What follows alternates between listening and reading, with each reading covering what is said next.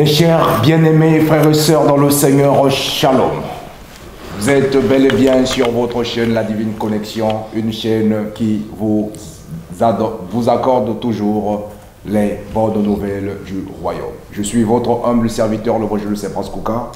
Aujourd'hui, nous sommes dans votre mission, la parole vivante, parce que le Seigneur a dit que l'homme ne vivra pas de pain seulement, mais de toute parole qui sort de la bouche de l'Éternel. Voilà pourquoi aujourd'hui nous sommes venus à la rencontre d'une femme de foi, une femme vertueuse, une femme déterminante, engagée dans l'œuvre du Seigneur, qui sert le Seigneur avec crainte et tremblement et qui est vraiment a un souci universel de pouvoir gagner les hommes et de pouvoir restaurer des vies. Elle est de l'église Colombe de Feu, ici à Villetaneuse. Alors, beaucoup d'entre nous, nous la connaissons, d'autres peut-être pas, mais au cours de cette émission, vous allez la découvrir et je crois que ça sera une réelle bénédiction pour vous. Parce que c'est une femme qui parle bien et qui a quelque chose de la part de Dieu à nous transmettre, parce que Dieu ne fait rien s'il ne révèle pas son secret à ses serviteurs. Alors, sans tarder, je vous présente mon invité à la personne de révérend pasteur Elodie Tamoukouri. Shalom, Maman Elodie. Shalom, évangéliste. Comment vous allez? Très bien, par la grâce de Dieu. Gloire au Seigneur. Nous sommes très honorés de nous revoir à nouveau pour partager ce moment et surtout de parler de la part du Seigneur. Alors, pour nos téléspectateurs de la chaîne La Divine Connexion qui vous suit de partout et en cette période de Pâques, quel est le mot que vous allez peut-être leur adresser d'emblée de cette émission? Surtout que vous avez un cœur de mère, un cœur et que le Seigneur vraiment vous a doté. Il vous a confié une mission de pouvoir consoler, réconforter, encourager et sauver des âmes. Je suis très heureuse de répondre à cette invitation et de dire bonne fête de Pâques déjà à tout le monde. C'est vrai que notre Pâques à nous, elle n'est pas fêtée seulement aujourd'hui. Parce que notre Pâques se fête tout le temps. Amen, Jésus est déjà ressuscité. Ce qui est bien dans l'histoire, c'est que même les gens qui disent qu'ils ne croient pas en lui, même les gens qui disent qu'eux, ce ne sont pas des chrétiens, et ils sont athées, et ils sont païens, et ce sont des musulmans, mais tout le monde s'arrête là pour reconnaître sa seigneurie. Parce que tu verras, même à la fin des temps, là, les gens prennent par exemple des chocolats de Pâques. Ils disent œufs de Pâques. Mais en réalité, sans le vouloir, ils se soumettent quand même à la seigneurie de Jésus-Christ. Amen, amen, amen. Il était mort, il y a eu cette passion, enterré, enseveli, puis ressuscité. Et lorsqu'il est ressuscité avec ta vie qui était morte et qui est ressuscité aujourd'hui. Lorsqu'il était ressuscité et il t'a donné sa pleine vie. Le Zoé de Dieu a commencé à couler dans ta vie. Jésus est ressuscité. Donc premièrement, pour le moment je m'arrête là, mais en te disant que il est vivant aujourd'hui. Puisqu'il est vivant, tu peux continuer à croire en lui faire confiance et en croire que parce qu'il vit, je n'ai rien à craindre. Ta vie est assurée, ton avenir est assuré. Amen. Parce que Jésus est ressuscité. Jésus-Christ, il est ressuscité parce qu'une chose est vraie et sûre, que le tombeau est vide. Comme le tombeau est vide, donc il est ressuscité. Comme il est ressuscité, c'est qu'il est vivant. Comme il est vivant, il est présent parmi nous. Il est présent. Voilà pourquoi nous contemplons et l'adorons. Parce qu'il est écrit aussi dans Jean 3, 36, que celui qui ne croit pas au Fils ne verra pas la vie, mais la colère de Dieu demeure sur lui. Alors, pasteur, dites-nous un peu par rapport à la compassion, à la scénarii de Dieu, que le Seigneur recommande à tout un chacun, interpelle surtout à ceux qui ne veulent pas croire à celui qui porte la vie. Alors pourquoi son vouloir est que tous soient sauvés et que tous ne parviennent pas à la mort? Alors, étant que servant pasteur, quel est le souci que Dieu a pour nous en ce temps de Pâques pour pouvoir réveiller la conscience de certaines personnes qui se sont peut-être affaiblies, découragées, parce que pour eux, rien ne marche et il semble que le Seigneur les a oubliés. C'est vrai. J'ai dit tout à l'heure que Jésus est ressuscité. Vous savez, s'il voulait que les choses se fassent que pour certaines personnes, cela n'allait pas être connu. S'il a fait en sorte que toute oreille puisse entendre qu'il est ressuscité, c'est parce qu'il aime déjà tout le monde. Amen. Si nous partons encore dans Jean 3,16, la Bible dit que Dieu a tant aimé le monde. J'aime des fois lire beaucoup de versions qui disent Dieu a tellement aimé le monde. Dieu t'a tellement aimé qu'il a donné son Fils unique. Mourir, il est mort. Et aujourd'hui, on est en train de parler de sa résurrection pour que tu vives, Amen. pour que tu sois sauvé. Alors, si je reviens à toi qui ne connais pas encore le Seigneur Jésus, c'est vrai que sans Jésus, tu ne peux pas avoir la vie. C'est tout à fait normal. Il faut avoir Jésus-Christ pour avoir la vie. Si tu n'es pas mon enfant, tu ne peux pas vivre avec moi dans la même maison. Et même si tu vis avec moi, c'est juste mon enfant qui a le droit d'ouvrir la maison, profiter de tous mes biens parce que c'est mon enfant. Donc, je peux avoir la vie parce que je suis son enfant. Pour avoir la vie, pour bénéficier de la vie de Dieu, c'est logique, il faut devenir d'abord son enfant. Comme Jean 12 dit, à tous ceux qui l'ont reçu, ceux qui croient en son nom, il leur a donné le pouvoir de devenir enfants, enfants de Dieu. Enfants de Dieu. La Bible dit lesquels sont nés, non de la chair, ni de la volonté de l'homme, mais de Dieu. Donc c'est logique qu'il faut d'abord avoir ce Jésus-Christ en toi. En fait, ton cœur aujourd'hui, peut-être que tu fais Pâques sans le savoir. Tu te réjouis comme les autres, mais tu ne sais même pas ce que tu fais. Tout cela, Jésus voulait te montrer qu'en voyant qu'il est ressuscité et en acceptant ses sacrifices pour ta vie, tu auras sa vie parce que tu deviens son enfant. Mais il n'y a pas que les gens qui ne connaissent pas Jésus, mais pas homme de Dieu. Il y a aussi les gens qui ont connu Christ et qui ont abandonné. Ils ont perdu leur premier amour où ils se sont égarés par rapport à la réalité. Ils ont rétrogradé. La Bible, c'est vrai que nous sommes dans le temps de la fin. Tout cela nous montre que nous sommes arrivés à la fin des temps. La Bible dit que dans les derniers jours, dit Dieu, ça c'est juste un des signes pour vous montrer que nous sommes à la fin des temps. Dans les derniers jours, dit Dieu, je répandrai de mon esprit sur toute chair. Et puisque nous sommes dans les derniers jours, vous allez voir qu'il y a très longtemps, être chrétien, ce n'était pas vraiment histoire de la jeunesse. C'est beaucoup de vieux. Quand tu donnes ta vie, moi je me souviens, à mon époque, j'avais donné ma vie à Jésus-Christ, mais les gens ne me comprenaient pas. Comment une jeune fille comme ça peut se donner à Jésus? Au jour d'aujourd'hui, va dans des métros, tu verras qu'il y a beaucoup plus de jeunes qui annoncent Christ. Amen, amen. Donc pour prouver déjà que nous sommes dans les derniers jours, par rapport à ça, je lance aussi une invitation pour ceux qui ont rétrogradé, pour vous dire que nous sommes dans les temps de la fin. Donc la charité n'a plus grand nombre, ça devait se refroidir, on comprend. Mais tu peux revenir. J'ai vu des hommes de Dieu, même pas que les gens qui vont à l'église, mais j'ai vu les hommes de Dieu retourner dans le monde pour aller servir le monde, alors qu'autrefois, ils avaient vomi le monde. J'ai vu les gens qui se disaient autrefois hommes de Dieu devenir hommes de Satan. Il ne s'appelle pas homme de Satan. Il s'appelle toujours homme de Dieu. Il prêche toujours. Voilà, par rapport aux œuvres, on voit qu'ils font des miracles. Les églises sont remplies. Ils publient beaucoup de choses sur Facebook de ce qu'ils ont fait, mais avec Satan. Le problème, c'est que tu ne sais pas, tu n'es plus conscient que nous sommes arrivés dans les temps de la fin. Jésus est ressuscité et il te veut avec lui. Je veux t'encourager, toi qui s'appelait homme de Dieu autrefois, qui était de Dieu. Peut-être que tu jeûnais, tu priais, tu faisais des choses. En fait, le salut n'est pas que pour ceux qui ne le connaissaient pas. Ceux qui ne connaissaient pas, Jésus dit que j'ai encore d'autres brebis qui ne sont pas encore dans ma bergerie. Pour cela, on prie, pour cela, on prêche, on évangile, on fait tout pour qu'ils viennent.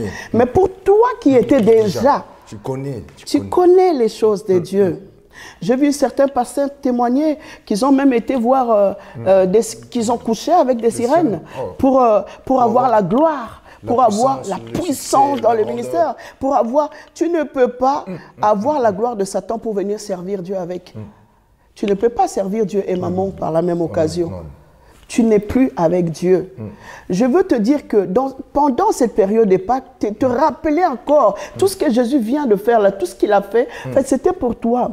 Tu n'as pas l'idée de quelle manière Jésus-Christ t'aime.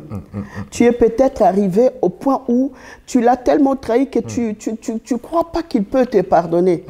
Tu crois pas que tu peux revenir encore. Moi, je vais te lancer un appel que Dieu t'aime. Comme je disais qu'il a aimé, qu'il a donné son fils pour toi. Même si aujourd'hui tu as établi, tu as fait un contrat avec Satan lui-même. Le monde te dira que Dieu ne peut plus te pardonner. Les gens te diront que ça y est, c'est trop tard, c'est fini pour toi. Mais j'ai une bonne nouvelle pour toi, c'est que ce n'est pas fini. Dieu peut encore te sauver. En fait, il t'attend. Il t'attend. Il est toujours au même endroit. C'est toi qui as changé de camp. C'est toi qui t'es déplacé. Dieu ne s'est pas déplacé. Il est toujours au même endroit qu'il était lorsqu'il avait fait le ciel et la terre. Il est toujours là. Ça veut dire sur son trône. Il règne toujours là. Mais tu peux revenir. Tu n'as pas l'idée de l'amour que le Père a pour toi. Tu peux revenir à Jésus-Christ. Il n'est pas trop tard. Hein? Il n'est pas trop tard. Gloire au Seigneur. Le Seigneur a dit dans Marc 8, verset 36, qu'à quoi sert à un homme de gagner le monde et de perdre son âme. Voilà pourquoi l'appel nous est lancé en cette période de Pâques. Réfléchissons, revenez en Seigneur. Il a dit que si nous nous cherchons de tout notre cœur, il se laissera trouver par nous. Il se laissera trouver. Alors Dieu, tu as vraiment besoin de toi au travers le pasteur Elodie qui nous a réconfortés, encouragés.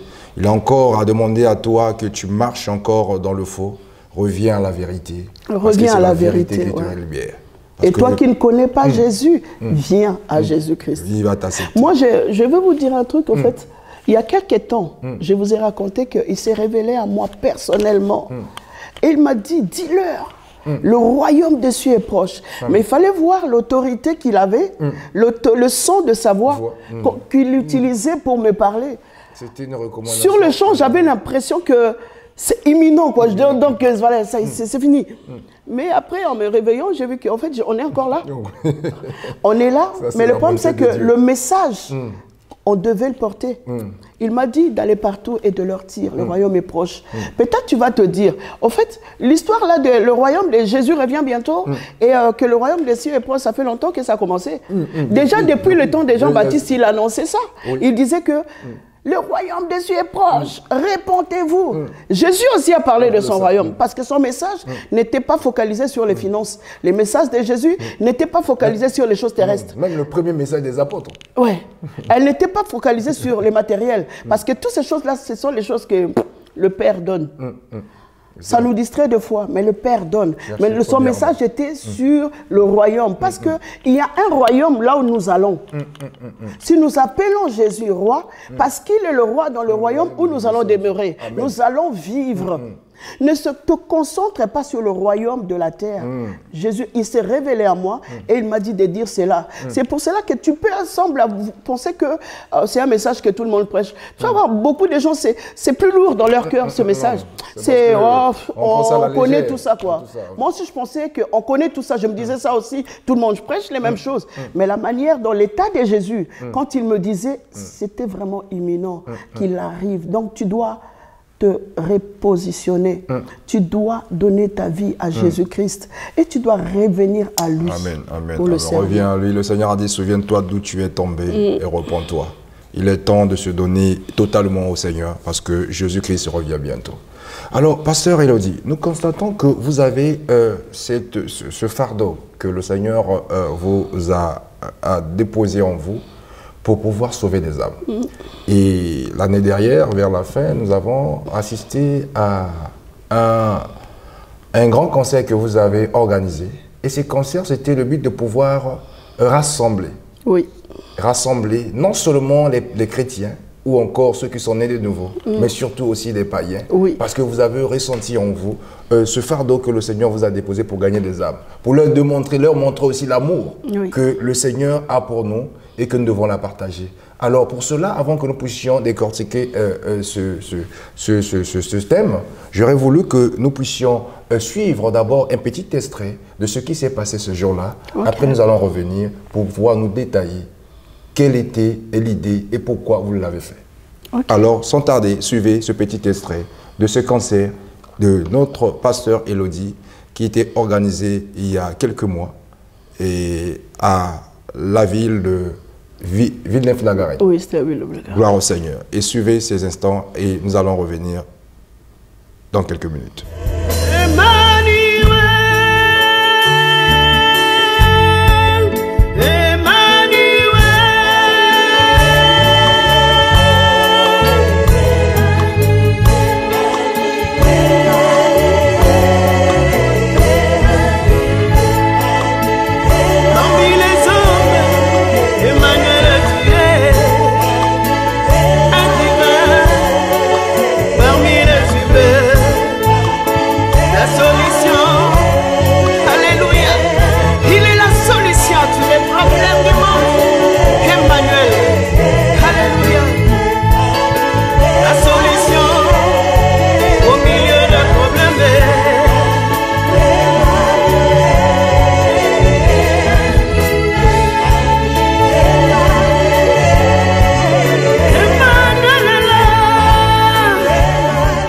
Gloire au Seigneur, mes chers amis, nous venons d'assister vraiment une gloire et c'est manifesté au milieu des enfants de Dieu, car le Seigneur a dit, là où est évoqué l'Esprit de Dieu, il y a abondance de liberté.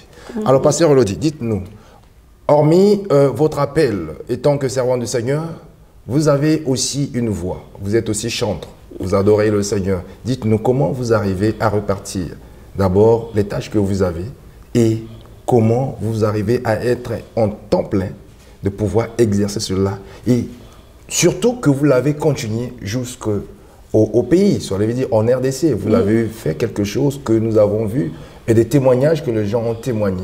Parce que c'était une vision que vous allez et vous êtes allé partout dans le monde pour pouvoir exercer ce que Dieu vous a confié. Alors dites-nous un peu comment cela a été possible et pourquoi vous l'avez fait à cela. Il y a un passage que j'aime beaucoup qui dit que si quelqu'un manque de la sagesse, qu'il la demande à Dieu, qui donne à chacun sans faire de reproches. Amen, amen. Pour gérer le temps, pour faire beaucoup de choses, mais seulement avec les temps que nous avons, parce qu'on n'a pas plus de temps que d'autres. Ceux qui font beaucoup plus de choses, ils n'ont pas trop de temps, genre ils ont 36 heures, nous on a 24 ans. On a tous les mêmes heures, mais on demande à Dieu la sagesse, parce que des fois, ce n'est pas évident de gérer, surtout en tant que femme, à la maison, bien faire les choses à la maison, en tant que maman, en tant qu'épouse, en tant que pasteur, en tant qu'épouse de pasteur, en tant que. Donc, on a vraiment besoin de la sagesse de Dieu. Et quand Dieu accorde cette sagesse-là, on arrive à gérer. Et aussi, Dieu contrôle non seulement nous, mais les gens qui nous entourent pour que toutes les choses, pour faire concourir toutes choses au fait à notre bien. Parce qu'il est écrit que toutes choses concourent au bien de ceux qui aiment Dieu. Amen, amen. Maintenant, pourquoi je l'ai fait, ce concert-là que vous dites ici, j'ai dit tout à l'heure que j'ai un grand souci, en fait, un grand fardeau des âmes. Tous les croyants, on a tous ce fardeau pour que les perdus viennent. Mais lorsqu'on a encore une révélation d'être visité par Jésus lui-même, tu te sens, genre, en fait, ça devient ta vie. Ça devient une grande responsabilité. Une grande responsabilité. Donc, tu étais là tranquille, tous les dimanches, comme tout le monde, à l'église, tu sers, et il dit, sors, va. Tu te vois partout, tu reçois un ordre, tu sens en toi que je dois obéir. Pas seulement par obéissance, mais ça devient comme si quand je ne le fais pas, je ne me sens pas bien. Ça devient ta vie, un devoir, quelque chose que je dois accomplir. En fait, sauver des milliers d'âmes, c'est ça mon désir, mon appel. Et aussi, ceux qui étaient partis, qu'ils reviennent à la maison, c'en est aussi un autre que Christ a donné. Donc, on arrive à répartir en même temps. Ce que j'ai fait ici, le concert là qu'on a tous vu, c'était dans le but, en fait, j'ai cherché les perdus. J'avais vraiment lancé l'appel que tous les croyants, tous qui croient en Jésus-Christ viennent pour qu'on adore ensemble. Mais ceux qui ne le connaissent pas, qui viennent aussi adorer avec nous. Parce que moi, j'appelle Jésus terminus. Ça veut dire tu peux monter, aller faire tout ce que tu veux, tu descendras. Tout genou fléchira devant lui. Qu'ils viennent pour s'incliner devant le chef et aussi avoir cette occasion par rapport à... Je savais que le Saint-Esprit allait toucher pour que ces gens-là puissent aussi donner leur vie à Christ. Vous avez eu des témoignages en cela par rapport à cette événement? Oui, j'ai eu quelques témoignages aussi. J'ai eu quelques témoignages de gens qui ont donné leur vie et certains qui se sont dirigés dans les assemblées parce que le but n'est pas pour mon assemblée, mais c'est le but pour le corps de Christ. Tout à fait, c'est pour le corps de Christ. Voilà. Gloire au Seigneur, vraiment, c'était vraiment une grande joie de pouvoir participer à ce moment, à ce concert. Vraiment, c'était formidable. Alors, quand le prochain, ça vous vous arrêtez là ou vous avez encore d'autres projets par rapport à Paris? Parce que nous savons que vous avez encore un autre programme qui vous attend cette année au niveau de l'Afrique. Ouais, c'est vrai qu'au mois d'août, j'ai 2 croisades. J'ai été invité par l'église, une extension de la borne, Christ et Lumière, mais c'est une extension de la borne au Congo. Et donc je serai à Kinshasa et puis aussi à Boma, 2 croisades, parce que la fois dernière, là où j'ai été, quand j'ai vu, il y a eu des centaines de personnes quand même qui avaient donné leur vie à Jésus-Christ. Beaucoup de malades ont été guéris. Jésus avait guéri. On a vu ce Jésus qui agit. Parce que c'est pour ça que j'encourage beaucoup d'hommes de Dieu à revenir. Parce que certains vont chercher la puissance chez quelqu'un à qui on a créé et on lui a donné cette puissance. Les gens. Oui, mais la personne qui l'a créé, donc ça veut dire le Tout-Puissant là, il est encore d'actualité. Il est encore vivant, il agit, il sauve, il guérit, il fait encore des choses aujourd'hui. Donc, cette année-là, lorsque j'étais, il a fait des centaines de personnes. Donc, Dieu leur a touché, je dirais ça comme ça. Est-ce qu'on pouvait venir encore cette année pour faire mais maintenant un grand croisade à l'extérieur? J'ai dit, waouh, c'était ma prière parce que je demandais la direction où aller. Lorsque moi j'avais vu que c'était partout que je partais pour accomplir la tâche. Et quand ils ont dit, bon, j'ai prié à Dieu, j'ai été convaincu, avec joie, on ira cet été pendant le mois d'août. D'ailleurs, j'invite aussi ceux qui seront, il y aura des affiches qui vont, lorsque ça sera prêt, ils vous enverront et puis on mettra. Mais ceux qui seront en été, pendant cette période du mois d'août, je vous invite à venir. Ça sera dans quelle ville et dans quelle ville Kimbondo et puis à Boma. Boma, c'est loin, je ne peux pas décrire parce que ça fait longtemps. Gloire au Seigneur dans une province de la RDC. Gloire à Jésus. Alors, nous constatons que le pasteur Elodie, elle est épouse d'un pasteur aussi. Oui. Et pasteur Martin. Est-ce que vous pouvez nous parler un peu de pasteur Martin? Oui. Et puis, vous avez combien d'enfants? Pasteur Martin Tamukiori, c'est son nom. Amen. C'est un homme que j'aime beaucoup. D'ailleurs, j'ai fait un petit coucou, un petit bisou là. Seigneur, nous le saluons. C'est un homme qui craint Dieu. Amen. Si vous avez vu, bon, il fait partie, je dirais, des prophètes que Dieu avait mis à part. Qui n'ont pas fléchi les genoux devant Baal. Et c'est un grand homme de Dieu. Et il œuvre pour le Seigneur avec moi.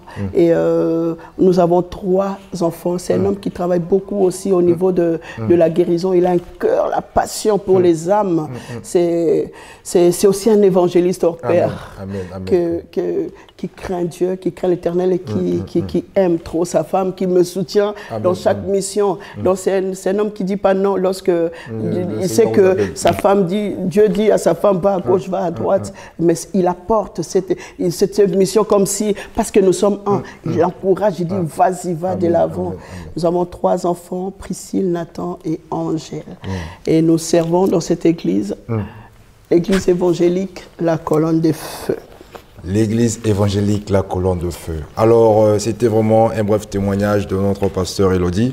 Alors, pasteur, nous voulons savoir un peu par rapport à la vision de l'église, la colonne de feu.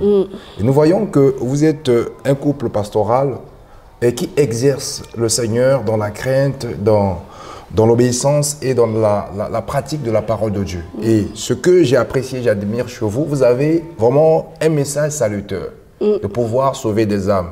Et vous faites un message, vous travaillez et en ce temps de la fin, et vous êtes vraiment centralisé et focalisé sur la vision de Christ.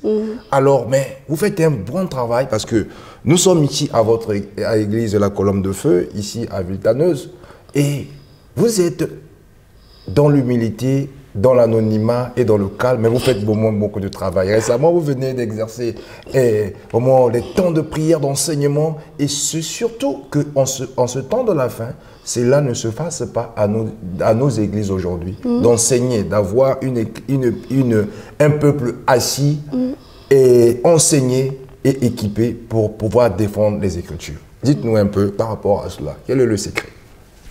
Le secret de quoi? Par rapport à ce que vous faites. Par rapport au ministère, l'appel, la vision de l'église à colonne de feu, le message salutaire que vous avez, la repentance, de sauver des âmes, de ramener les captifs ou encore des personnes qui ont connu le Seigneur, qui se sont détournées de la voie du Seigneur.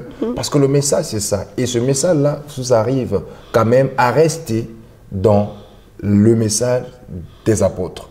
Où, à nos jours, cela n'est plus d'actualité dans nos églises. Surtout, vous êtes à la base des enseignements et dans une vie de prière et de sanctification. Ok. Déjà, la parole de Dieu dit, allez, faites de toutes les nations, lorsque nous lisons Matthieu, hein, faites de toutes les nations mes disciples, baptisez-leur au nom du Père, du Fils et du Saint-Esprit. Mais lorsque nous lisons le verset 20, j'aime bien, elle dit, enseignez-leur à observer ce que je vous ai prescrit. Amen, amen. Et voici, je suis avec vous tous les jours jusqu'à la fin des temps ou bien jusqu'à l'achèvement. C'est juste une recommandation. Amen, amen. Lorsque nous voyons, par exemple, on veut comparer au monde, on peut appeler un médecin, un généraliste est un médecin, un cardiologue aussi est un médecin, un ophtalmologue est un médecin. Chacun peut porter quelque chose de sa médecine, mais en réalité, ils restent tous des médecins qui doivent pratiquer correctement la médecine.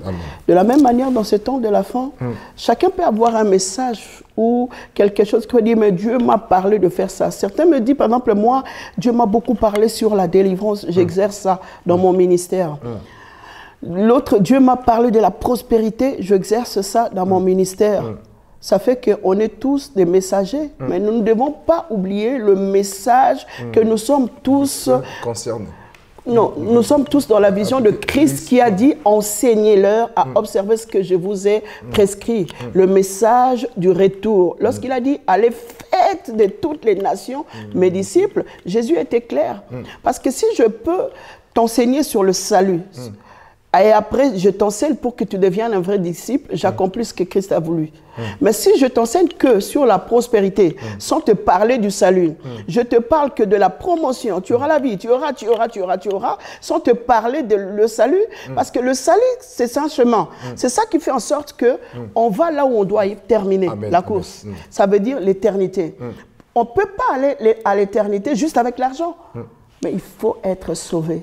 Amen. Il faut le salut. C'est pour cela que nous, dans notre secret, juste en plus, c'est notre message. Donc, notre vision, c'est on veut apporter le salut et la guérison, amener le peuple à la perfection, aller par l'équipement de la parole de Dieu. Dans ces temps de la fin, c'est parce que c'est le message que Jésus a donné à l'Église entière. Amen. Je ne condamne pas ceux qui font, qui prêchent la prospérité sans limite. Je ne condamne pas ceux qui... Peut-être c'est leur... ils sont toujours des médecins, mais peut-être des ophtalmologues et tout. Mais on doit par contre pas oublier que nous sommes tous des médecins de la parole de Dieu, parce que la Bible dit qu'il envoya sa parole et sa parole guérit. Que tu sois beaucoup dans le média ou pas beaucoup dans le média, c'est pas un problème. L'important, c'est que tu dois accomplir la tâche dont Christ nous a demandé d'accomplir dans ce temps de la fin, en sachant que Jésus revient bientôt. Sachant que Jésus revient bientôt, voilà. Alors dites-nous un peu la vision de l'église Colombe de Feu. Vous êtes basé sur quel verset et c'est pour quel but que le Seigneur vous appelle juste dans ce passage, nous voulons parler de apporter le salut. Déjà, c'est notre vision. Amen. On apporte le salut. Raison pour laquelle, bon, on ne peut pas dire que tout ce qui vient à l'église sont sauvés déjà. Oui, on entend parfois du salut, mais qu'est-ce que le salut? D'autres, on parle, il y a des mots qui sont dans la Bible qu'on répète à chaque fois, le salut, la repentance. Alors, si par exemple, dans le salut, on court par exemple un danger, hein, on est sauvé d'un danger, on est épargné de la mort. Et lorsque nous parlons ici de salut éternel, on parle de le fait d'accepter Christ comme Seigneur et Sauveur. On quitte ce monde-là parce qu'on était destiné à l'enfer en réalité. Le diable attendait vraiment les personnes pour être avec eux en enfer. Mais Christ, on l'accepte comme Seigneur et Sauveur. Et lui, il fait quoi? Il nous sauve. On n'est plus destiné à l'enfer, mais notre destination devient où? Le ciel. Le ciel. Ce que je voudrais savoir, le salut, ça se prépare ici sur la terre ou c'est dans le ciel? Parce qu'il y a d'autres personnes aussi qui se disent que voilà, comme le Seigneur a dit, crois en Seigneur Jésus-Christ, toi et tu seras sauvé, toi et ta famille. Mais comme ma famille est chrétienne, se serve, moi, mon père c'est un pasteur, ma mère aussi c'est une servante de Dieu. Moi, je peux faire ce que je veux parce que je suis sauvé, parce que mes parents prient le Seigneur, servent Dieu. Alors, est-ce que c'est quelque chose d'automatique par rapport au salut? Mais il y a un autre verset dans la Bible qui nous dit que le salut est individuel. Alors, dites-nous un peu de cette précision par rapport aux personnes qui sont dans l'ignorance ou ceux qui ne savent pas. Ouais. Déjà, il ne faut pas confondre les choses. Le salut reste individuel. Ce n'est pas parce que je crois que mes enfants, même s'ils n'acceptent pas Jésus, qu'ils vont au ciel. Ni parce que toi tu crois que tes enfants, même s'ils ont régné Jésus toute leur vie, on les retrouve là-bas, non. Et aussi, chacun doit faire sa part, chacun doit choisir. Maintenant, c'est les geôliers qui avaient dit, lorsque vous voyez, lorsque Paul était en prison, il était, voilà, bref, toutes ces histoires-là, et à la fin, on lui dit, crois au Seigneur Jésus. On devait lui prêcher aussi aux geôliers, que lui aussi devait croire au Jésus. Des gens lui disent de croire. Et c'est là qu'on lui promet qu'il sera sauvé, lui et sa famille. Mais ça ne veut pas dire que si lui croit, ils sont... Jésus nous sauve de tout, en fait. Quand Jésus nous sauve, il peut nous sauver, par exemple, de la malédiction. Il peut nous sauver de la pauvreté. Jésus, c'est le salut. Il sauve déjà sur la terre, il nous sauve. Mais en plus de cela, la vie éternelle maintenant, c'est une vie individuelle avec Dieu. Il faut croire en Jésus-Christ. Quand je dis par exemple de la malédiction familiale, il y a certaines personnes qui sont vraiment dans des familles compliquées. Et qu'il y a besoin juste d'un Moïse dans cette famille-là, quelqu'un qui va croire. Et qu'au travers de la personne, Dieu peut briser la malédiction de toute une génération. Dieu peut changer sur la terre les choses. C'est déjà le fait d'être sauvé. Amen, amen. Sauvé de ceci, sauvé de cela. Mais à part cela sur la terre, on a le salut éternel, de la félicité, là où on va vraiment pour rester avec le Père, pour voir la personne qui nous a créés enfin, le voir face à face. Adorer nous aussi. Ça se prépare dès aujourd'hui. C'est dès aujourd'hui. Dès que tu entends ta voix, n'endurcis pas. Ne dis pas que oh, mon tour viendra. Je vois beaucoup de gens dire ça. Mon tour viendra. C'est pas encore le temps. C'est pas encore mon temps. J'ai vu des gens mettre le calendrier sur le mur de leur maison, mais n'est pas enlevé. Parce qu'ils n'ont pas atteint la fin d'année. Tu ne sais pas non plus si toi, tu arriveras même demain. C'est pas parce que tu dors, tu te réveilles que voilà, c'est toi qui fais tes efforts. Non, c'est Dieu qui t'a prêté son souffle. Le souffle, ça se renouvelle. Ça se renouvelle. Il nous accorde cette grâce-là. Donc c'est ton temps aujourd'hui. De même l'heure où on parle, alors que Dieu nous a accordé cette occasion, cette opportunité de pouvoir parler derrière ces caméras. Moi, je crois déjà que c'est un appel pour toi que Jésus te lance. Parce qu'il a dit que je me tiens à la porte et je frappe. Apocalypse 3:20. Si quelqu'un entend ma voix et ouvre la porte. Là, tu as entendu la voix.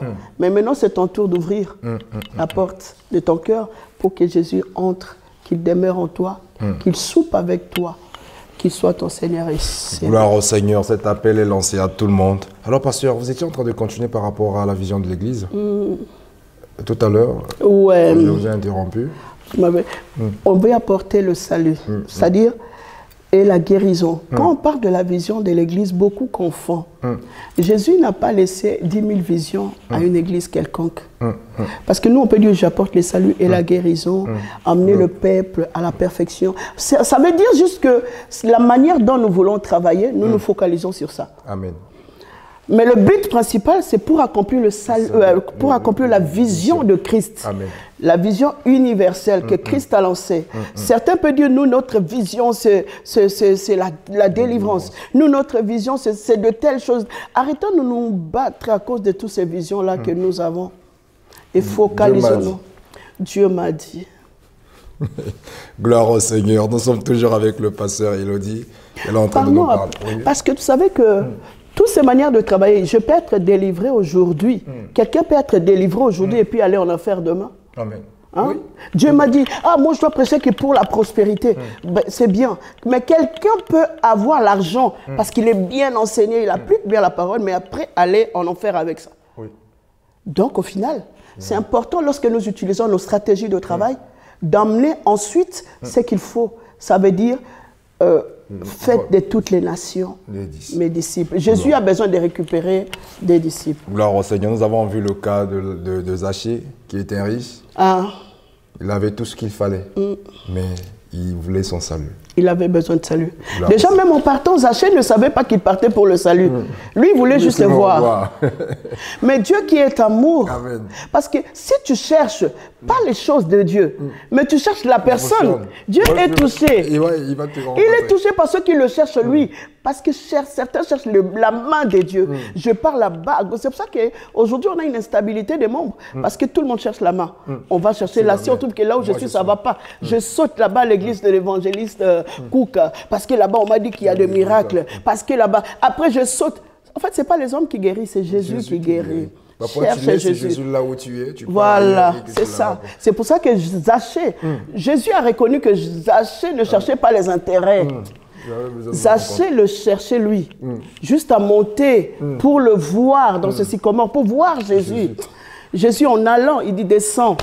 Et Jésus va manger chez lui, peu importe ce que les gens ont dit, tu vas manger dans la maison des païens, mais là-bas, Jésus a mangé. Et lorsqu'il a mangé, ben, le salut est arrivé. Jésus voulait juste le sauver, chercher Jésus. Gloire au Seigneur. On a vu Lazare aussi. Hein? Nous qui cherchons juste les choses, Lazare était mort. Oui. Mais la gloire de Dieu s'est réveillée, ressuscité. Mais aujourd'hui, Lazare est où? Il est mort. Gloire au Seigneur, bien-aimé le Seigneur, tout passera. Mais la parole de Dieu ne passera pas. Non, elle ne passera pas. Alors, pasteur, la question que j'aurais aimé savoir par rapport aux personnes qui se disent que non, nous avons notre vision qui est la délivrance. Est-ce que ces hommes-là, eux-mêmes, ils sont délivrés? Là, je ne peux pas dire. Là, je ne peux pas juger les gens que je n'ai pas vus. Parce que pour juger une personne, beaucoup jugent. Aux actes qu'ils posent. Parce que là, les actes de la délivrance, ça se manifeste au travers, comme on dit, on le reconnaîtra par le fruit. Ouais. Alors, lorsque nous constatons qu'il y a certaines personnes qui sont censées de pouvoir délivrer des gens, parfois nous voyons des hommes qui sont dans la délivrance, mais qui sont des impudiques. Mais ils commencent à vouloir délivrer quelqu'un qui a des maris, qui est victime des maris de nuit. Bon, il y a quelque chose qui ne va pas. C'est vrai. C'est ça le problème. C'est là que... On doit revenir que les médecins doivent accepter qu'il y a plusieurs types de la médecine, mais en réalité, pour être médecin, on ne va pas comme au Congo, quelqu'un peut prendre, je ne sais pas si ça a changé, hein, un diplôme comme ça, tiens, je deviens médecin alors qu'il n'est pas, tout. Mais en réalité, il faut vraiment un bon diplôme. Donc, il faut que tu sois agréé par Christ. Christ lui-même doit te choisir. Le problème, c'est que tout ce qui arrive là, c'est juste l'accomplissement de la parole. Pour revenir à ce que nous sommes dans les temps de la fin. Jésus avait dit qu'il y aura des faux, ceci, des faux, c'est là. Donc, quand tu vois des faux, ça doit faire mal, c'est vrai, mais comprends les signes du temps de la fin. Et toi qui dors, tu dois te réveiller juste à cause de ces signes-là que tu vois. Gloire au Seigneur, tu dois te réveiller parce que le Seigneur a dit réveille-toi d'entre les morts, toi qui dors. Alors, voilà pourquoi nous chutons vers la fin de notre mission. Je crois que là où vous êtes vraiment édifiés, bénis par la présence du pasteur Elodie, qui est en train de nous parler selon la vocation, son appel et surtout sa mission ici sur la terre, surtout une mission universelle.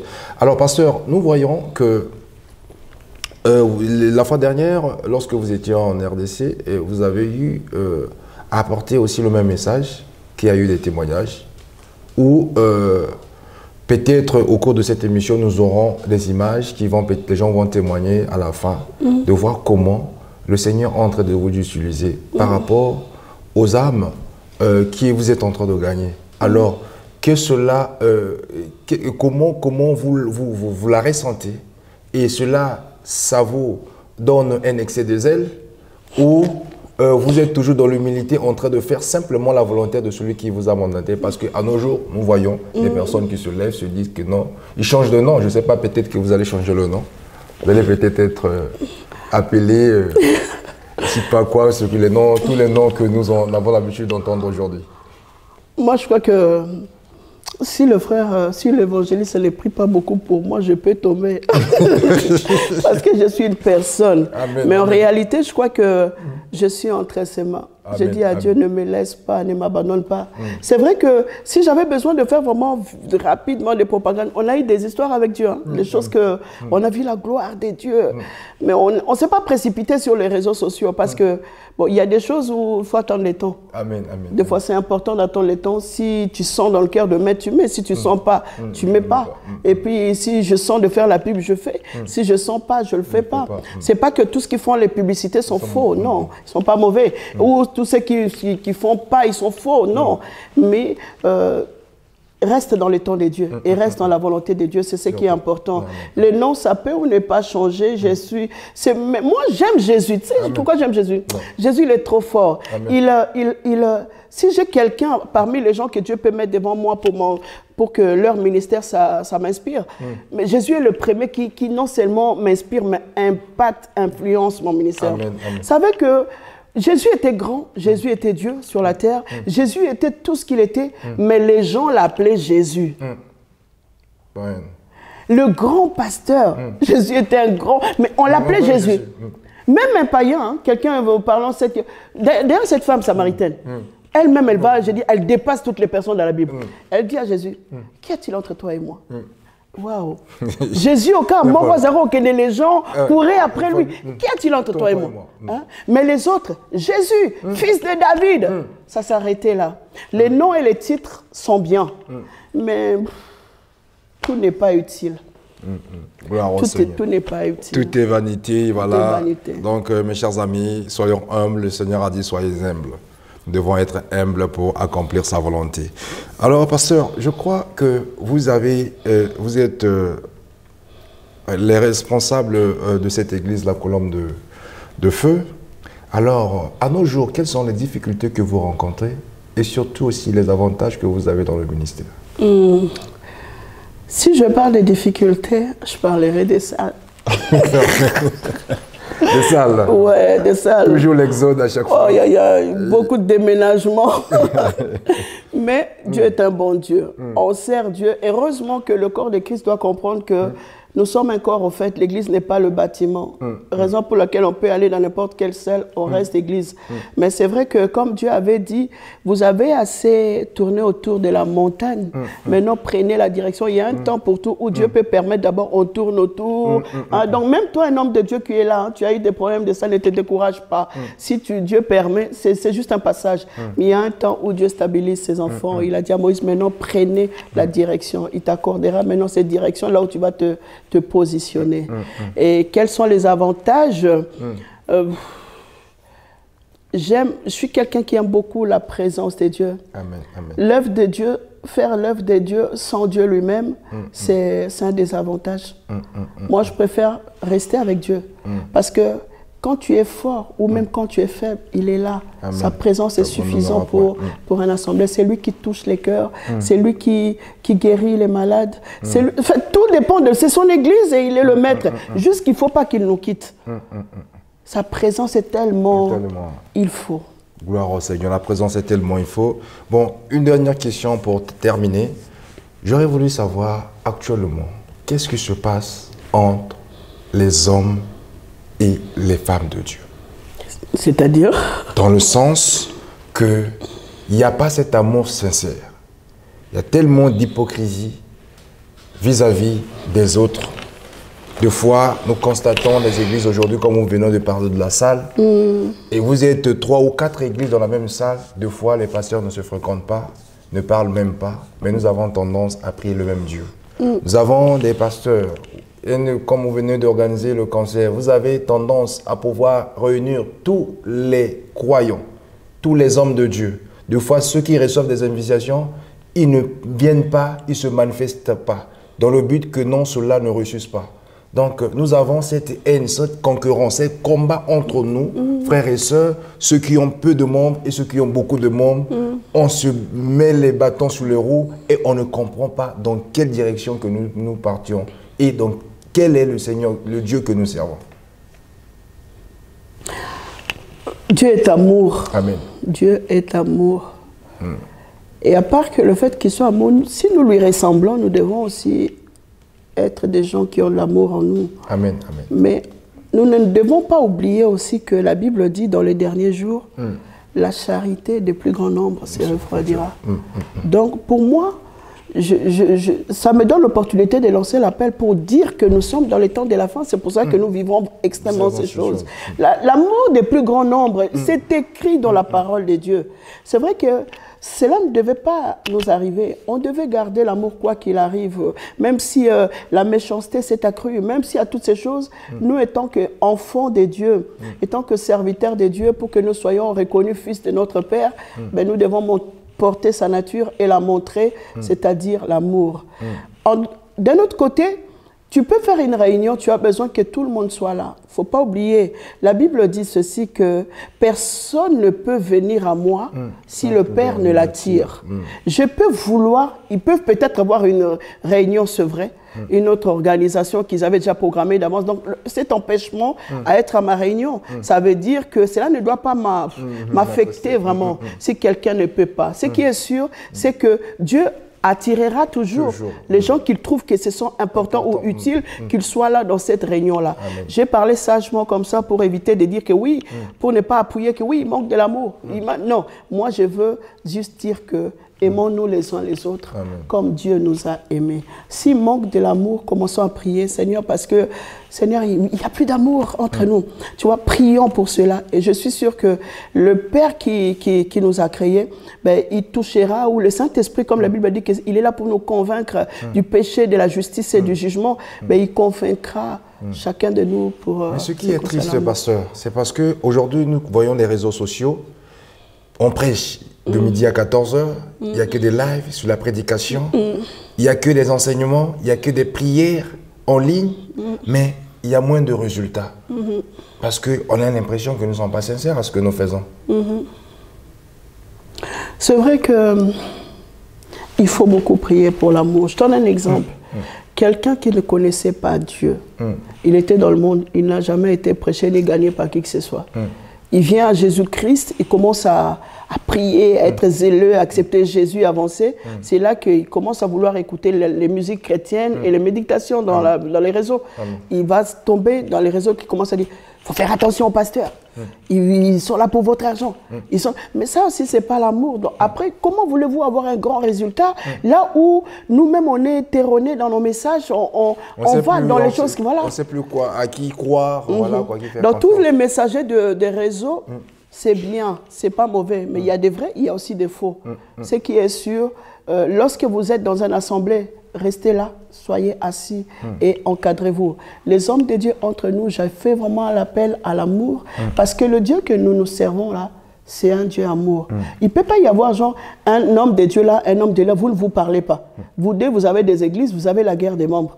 N'oublions pas que ce ne sont pas nos membres. Ce sont les membres du Seigneur.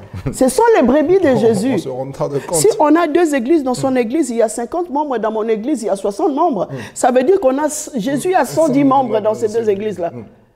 Ce n'est pas les âmes de Kouka ni les miens. Ce sont les âmes de Jésus-Christ. Donc, ne détruis pas ton amour envers ton frère juste à cause des âmes. Ne détruis pas non plus les âmes du Seigneur parce que ça ne t'appartient pas. Ils ont un chef. Ils ont un Dieu. Le Seigneur a dit que tous, on rendra des comptes par rapport à tout ce que nous avons fait. Soit bien, soit mauvais. Dieu nous appellera au jugement. Alors, nous avons été bénis. Vraiment, c'était un privilège de partager avec le pasteur Elodie ces instants que nous avons essayé de pouvoir parler de la part du Seigneur. Je crois que là, vous avez été bénis. Merci de votre confiance et fidélité de nous avoir suivis. Et je bénis notre frère Zico Lubasa qui nous a réalisé cette émission. Et je bénis la présence de tous nos téléspectateurs, de nos partenaires, l'évangéliste Rodrigue Makungu, le pasteur Serge Agouti, le pasteur Pompidou Sokila. Nous avons aussi notre prophète Serge Pambou.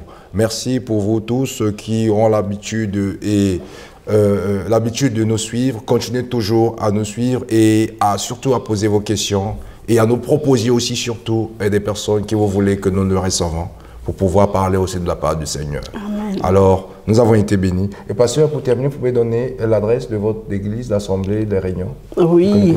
Actuellement, nous sommes au 2830 rue Raymond Brosse, à Villetaneuse.